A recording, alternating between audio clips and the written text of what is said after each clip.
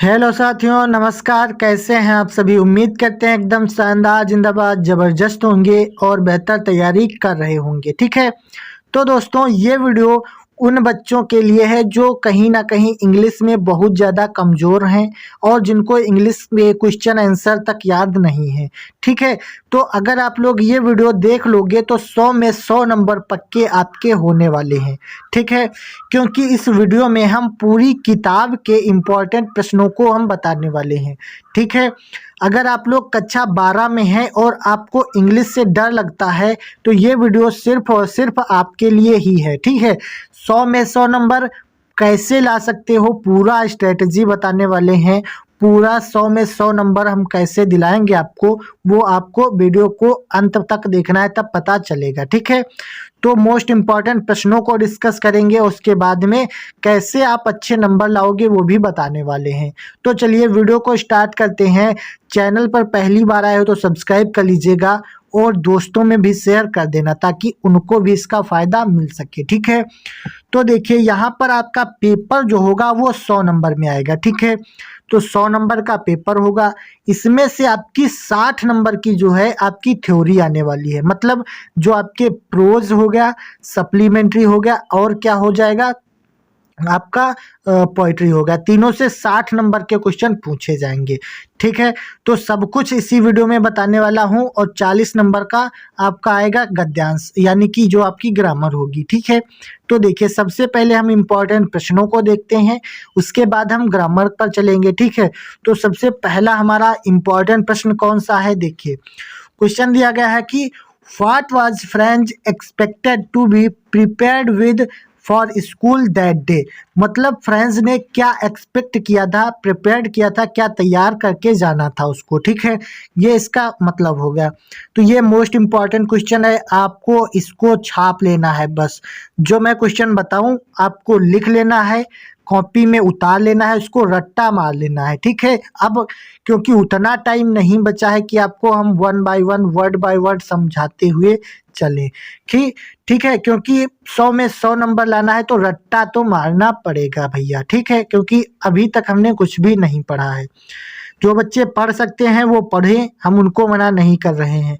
जो नहीं कर सकते हैं उनको ये क्वेश्चन लिख लेने हैं और रट्टा मार लेने हैं। ठीक है, जैसे कह रहा कि what was French expected to be prepared with for school that day. ठीक है, मोस्ट इंपॉर्टेंट क्वेश्चन है। तो इसमें हम लिखेंगे कि French was expected to be prepared for school that day with his lesson on participle because M Hamel his French teacher. मतलब M Hamel जो थे उसके फ्रेंच टीचर थे। अभी क्वेश्चन लिखने का तरीका समझिए आप लोग। जैसे इसमें कह रहा है कि what was French expected to be prepared with for school that day. ठीक है, एक्सपेक्ट क्या किया था, प्रिपेयर्ड होकर क्या जाना था, वो इसमें पूछ रहा है। तो आपको यहाँ से देखना है, जो इसमें व्हाट वाज लगा है इसको हटा देना है। ठीक है, फिर इसमें क्वेश्चन का हिस्सा लेना है। कैसे लेंगे? जैसे फ्रेंच एक्सपेक्टेड।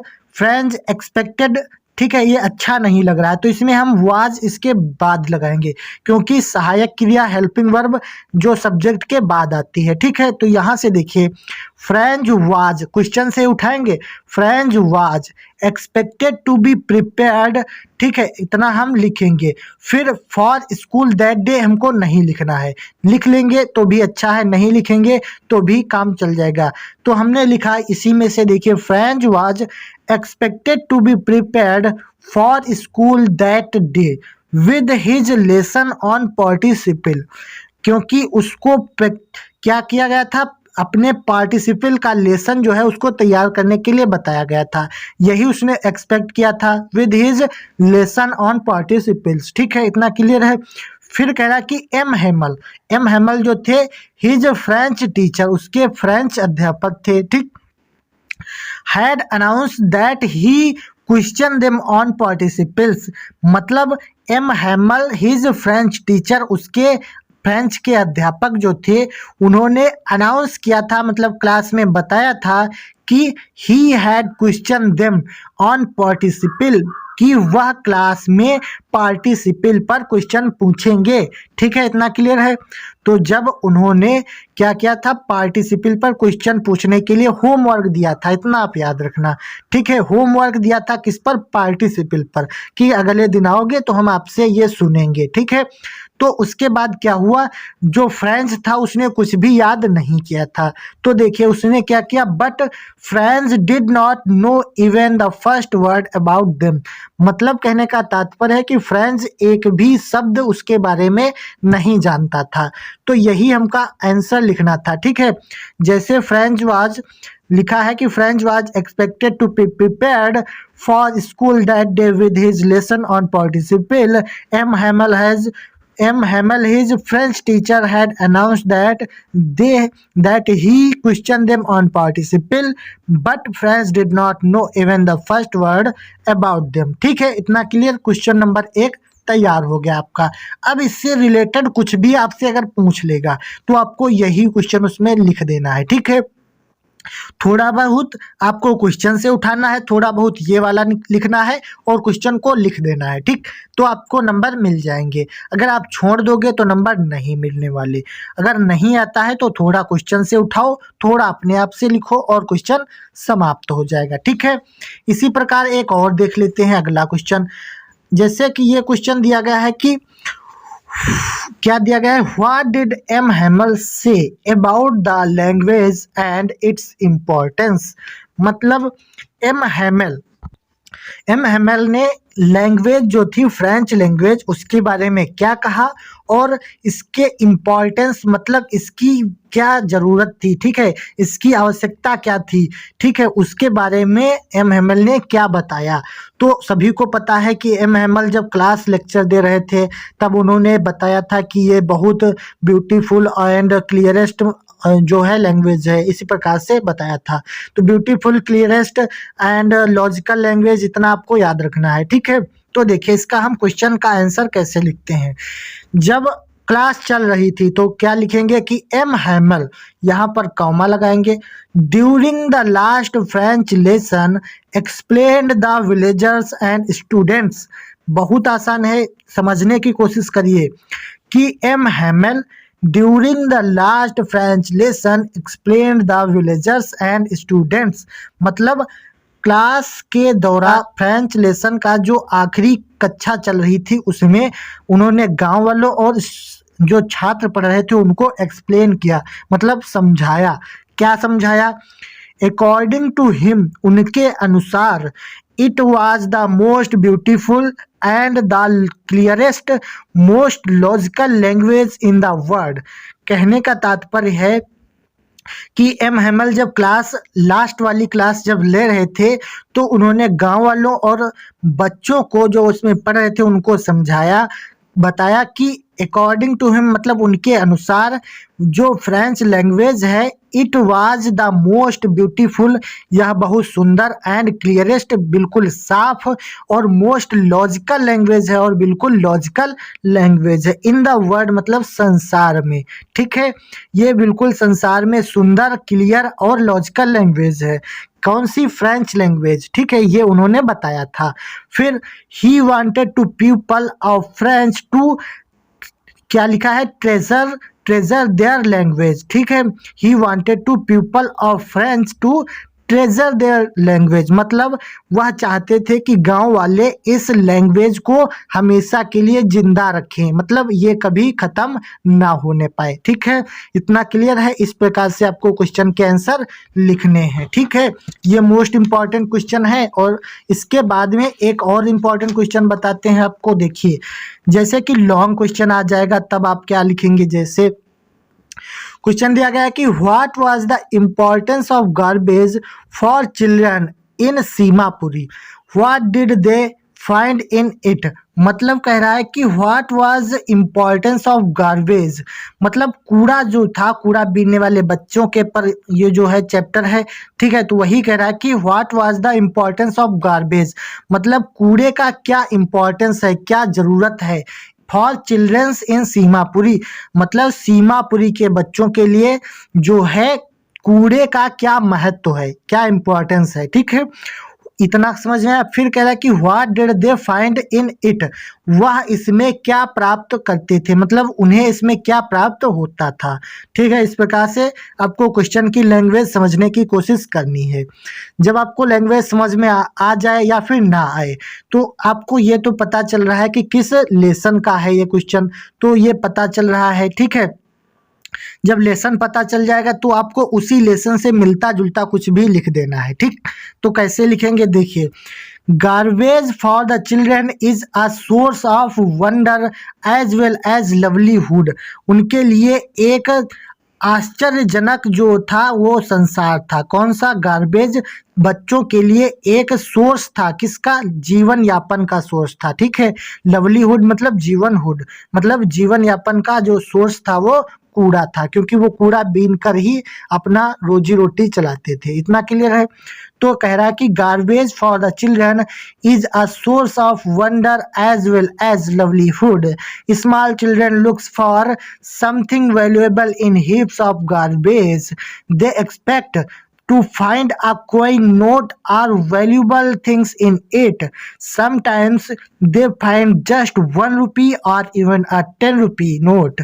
ठीक, but क्या है, this not only bring a hope for finding more but also ensure that they have food and a roof over their heads. ठीक है, इस प्रकार से आपको लिखना है। मतलब क्या कहते हैं कि जो कूड़ादान था वो बच्चों के लिए बहुत महत्वपूर्ण था, उनके जीवन यापन का सहारा था। और स्मॉल चिल्ड्रन, इसमें जो छोटे छोटे बच्चे थे उसमें कुछ महत्वपूर्ण चीज़ें ढूंढते थे, जैसे कभी कभी उनको 1 रुपया मिल जाता था, कभी कभी 10 की नोट मिल जाती थी, और कभी कभी कुछ इंपॉर्टेंट चीज़ें मिल जाती थी जिनको वो बेचकर कुछ अच्छे पैसे कमा लेते थे। ठीक है, जिससे उनका खाना चलता था और उनका घर मकान बना हुआ था। इतना क्लियर है? क्या सभी को बात समझ में आ रही है? इन सभी का आप लोग लिखना चाहो तो लिख लीजिए, क्योंकि ये मोस्ट इम्पॉर्टेंट क्वेश्चन है और बार बार पूछे जाते हैं। ठीक है, इस प्रकार से आपको क्वेश्चन लिखने की प्रैक्टिस करनी है। ठीक है, लेटर जो है आपका 10 नंबर में पूछा जाता है, तो इसको भी तैयार करना है आपको, है ना। तो इसमें आपको जैसे मोस्ट इम्पॉर्टेंट लेटर है, कह रहा है कि write a letter to the editor of a local newspaper about the cleanliness of your city या विलेज। मतलब कह रहा है कि एक न्यूज़पेपर के एडिटर को आप पत्र लिखिए, किस बारे में? अपने गांव या शहर के साफ सफाई के बारे में। ठीक है, तो ये आपको लेटर लिखना पड़ता है 10 नंबर में। तो आपको लेटर लिखने का तरीका हम बता रहे हैं, बाकी आपको अपने आप से लिखना है। अब आप चाहो तो ये भी याद कर सकते हो, और ना चाहो तो आप अपने आप से भी लिख सकते हो। ठीक है, तो इसके लिखने का तरीका होता है, जो कुछ भी हम लिखेंगे एक साइड से ही लिखेंगे। ठीक है, कुछ बच्चे यहाँ लिखते हैं, कुछ बच्चे इधर लिखते हैं, बीच से लिखते हैं, ऐसा बिल्कुल नहीं करना है। बस आपको बिल्कुल सीधी लाइन में सब कुछ लिखना है, जो भी लिखना हो। ठीक है, तो इसमें लेटर में हम लिखते हैं कि पहले हम पता डालेंगे, सेक्टर एन, अलीगंज, लखनऊ। आपका जो पता है आप डाल सकते हैं या कुछ भी डाल सकते हैं। ठीक है, फिर डेट डालते हैं 10 जून 2023, या फिर आप जो भी डेट डालना चाहो वो डाल सकते हो, कोई मैटर नहीं करता है। बस आपको सही लिखना है। पहले पता डालेंगे सेक्टर एन, अलीगंज, लखनऊ, फिर डालेंगे 10 जून 2023 मतलब डेट, फिर यहाँ पर हम जिसे लिख रहे हैं उसका पता डालेंगे। जैसे हम प्रबंधक को लिखते हैं तो या प्रधानाचार्य को लिखते हैं तो टू द प्रिंसिपल लगाते हैं, उसी प्रकार। तो यहाँ पर हम एडिटर को लिख रहे हैं न्यूज़पेपर के, तो हम लिखेंगे the editor, times of India, Delhi. ठीक है, the editor, times of India, Delhi को हम ये पत्र लिख रहे हैं, लेटर लिख रहे हैं। ठीक है, फिर मोस्ट इम्पॉर्टेंट होता है यहाँ पर सब्जेक्ट डालना। तो सब्जेक्ट में आप क्या डालेंगे? जिस बारे में आपको ये लेटर लिखना है। जैसे यहाँ पर कह रहा है कि क्लीनलीनेस ऑफ योर सिटी के बारे में आपको लिखना है। ठीक है, तो क्लीनलीनेस ऑफ योर सिटी के बारे में लिखना है, तो आप सब्जेक्ट डाल देंगे क्लीनलीनेस इन सिटी, यानी कि सिटी या विलेज। ठीक है, इतना क्लियर है? तो यहाँ से क्या हो जाएगा, जब सब्जेक्ट आप डाल देंगे क्लीनलीनेस इन सिटी या विलेज। ठीक है, फिर आपको लिखना है सर। ठीक है, तो सर क्या लिखेंगे? Sir, through the columns of your extreme newspaper, I would like to highlight the need for cleanliness in our city. The problem of cleanliness is not a new one, but it has become even more rampant now. Our city is not very big in the term of land area, yet one can find letters of garbage thrown here and there. ठीक है, उसके बाद कह रहा है कि these sites of garbage become a breeding ground for mosquitoes, which puts the health of the people of risk of mosquito borne disease. It is high time we realize the significance of the issue. ठीक है, for this purpose I believe an awareness campaign for the cause and power placement of garbage बिंग्स could help the cause. ठीक है, फिर यहाँ से जब आप अपना समस्या लिख देंगे, फिर यहाँ से लिखना है I hope that the concerned authority will take action for the cause soon. ठीक है, इतना आपको लिखना है. फिर इसमें लिखेंगे thanking you yours truly XYZ. आपको नाम अपना कभी नहीं डालना है, कुछ भी आप इसमें XYZ ABCD डाल सकते हैं. ठीक है, तो आप लोग इसको स्क्रीनशॉट कर लीजिए. पहले यहाँ से कर लीजिए, ऊपर से देखिए यहाँ से. ठीक है, आपको बाद में लिख लेना है, क्योंकि हम अगर सब कुछ समझाएंगे तो बहुत टाइम वेस्ट हो जाएगा. तो जल्दी जल्दी पूरा पेपर आपको करवाना है, तो आपको यही यानी स्क्रीनशॉट ले लेना है. ठीक है, इतना ले लीजिए. अब इसका ले लीजिए इतना. ठीक है, हो गया. अब देखिए आगे बताते हैं आपको. उसके बाद में जैसे यहाँ से देखिए, यहाँ से आपके कुछ लेटर्स जो हैं वो पूछे गए हैं, और आपको आर्टिकल लिखना पड़ता है. कितने शब्द में? 100 से 150 शब्दों में आर्टिकल लिखना आता है. ये भी 10 नंबर में पूछा जाता है, तो इसको भी आपको तैयार करना पड़ेगा. ठीक है, तो मोस्ट इम्पॉर्टेंट ये आर्टिकल हैं, इसको आप लोग याद कर लीजिएगा. जैसे कि article write an article on the topic how to make good health. ये टॉपिक दिया रहेगा how to make good health. इस पर आपको 100 से 150 शब्द लिखने पड़ते हैं. ठीक है, उसके बाद में अगला है जैसे कि write an article on the topic terrorism a threat of to mind यानी मैनकाइंड. ठीक है, तो ये वाला आपको लिखना है. इसके बाद में एक पूछा जाता है कि टॉपिक क्या है कि your vision in life. Your vision in life पर लिखना होता है. और ये पूछा जाता है जैसे रीडिंग बुक्स पर. और एक पूछा जाता है इंक्रीजिंग पॉपुलेशन इन इंडिया, मतलब बढ़ती हुई जनसंख्या वृद्धि. ठीक है, उस पर आपको लिखना पड़ता है. तो ये 4-5 आपके आर्टिकल हैं, इनको आप लोग देख लीजिएगा, तैयार कर लीजिएगा. लिखना आपको अपने आप से ही है, कुछ भी आप इसमें लिख सकते हैं, बस आप लोगों को तरीका पता होना चाहिए. ठीक है, अगर हम सब कुछ करवाएंगे तो बहुत टाइम चला जाएगा, इसीलिए आप इसको स्क्रीनशॉट करिए. और ये जो टॉपिक दिए गए हैं, इन टॉपिक को एक बार पढ़ लेना और अपने आप से लिखने की कोशिश करना. जो भी आप लिख सकते हो वो लिखियो. ठीक है, क्योंकि अगर हम याद कराएंगे तो आप याद नहीं कर पाओगे, है ना. तो आपको जो मन में आए वो लिखना है, बस इंग्लिश में लिखना है, इतना आप याद रखना. ठीक है, उसके बाद में कुछ होमोफोन्स और एंटोनियम आपको बता देते हैं. ये भी काफ़ी इम्पॉर्टेंट है और काफ़ी बार पूछे जाते हैं. जैसे होमोफोन्स क्या होते हैं? जो समान ध्वनि होती है, जैसे कैरियर और कैरियर. मतलब ये कैरियर का मतलब होता है CAREER, ये होता है पेशा. और CARRIER का मतलब होता है वाहक. इस प्रकार से आपको क्वेश्चन मिलेंगे, तो आपको इसमें से सूक्ष्म अंतर है क्या, किसका मतलब क्या होता है, ये पहचानना होता है. ठीक है, तो कैरियर मतलब पेशा, कैरियर मतलब वाहक, और ये सेल मतलब कोशिका, और ये सेल मतलब बेचना, इस प्रकार से. ठीक है, तो इसका स्क्रीनशॉट आप लेना चाहो तो ले सकते हो.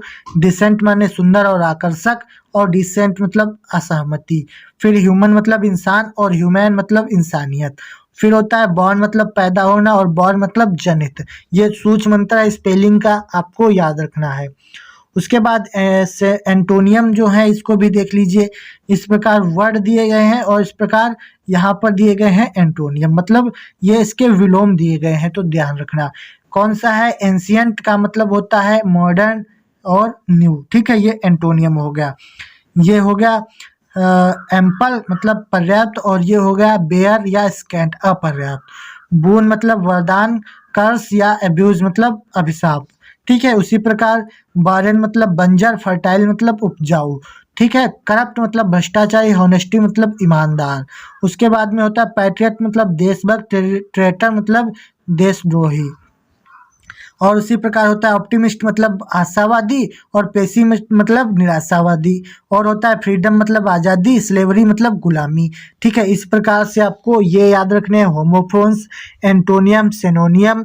ठीक है, और आपको वन वर्ड सब्स्टिट्यूशन। ठीक है, ये सारे याद कर लेने हैं। और आपको जो ग्रामर है क्या होता है, आपकी डायरेक्ट इनडायरेक्ट। ठीक है, और आपका जो आता है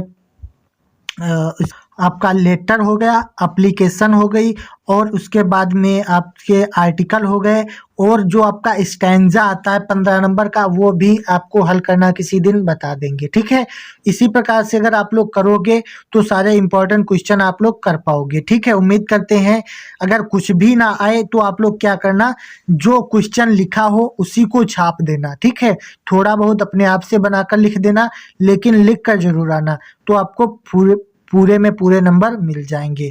ठीक है, तो उम्मीद करते हैं अगर वीडियो यहाँ तक देख रहे हो तो वीडियो को लाइक करके चैनल को सब्सक्राइब कर लीजिएगा। ठीक है, अगर ये तरीका फॉलो करोगे तो 100 में 100 नंबर डेफिनेटली आएंगे, जिस प्रकार से हमने ये क्वेश्चन लिखना बताया है। ठीक है, इसी प्रकार से आपको लिखना है। उम्मीद करते हैं वीडियो अच्छी लगी होगी। अच्छी लगी तो लाइक करिए, चैनल पर पहली बार आए तो सब्सक्राइब करिए। मिलते हैं एक और वीडियो में, तब तक के लिए जय हिंद, वंदे मातरम।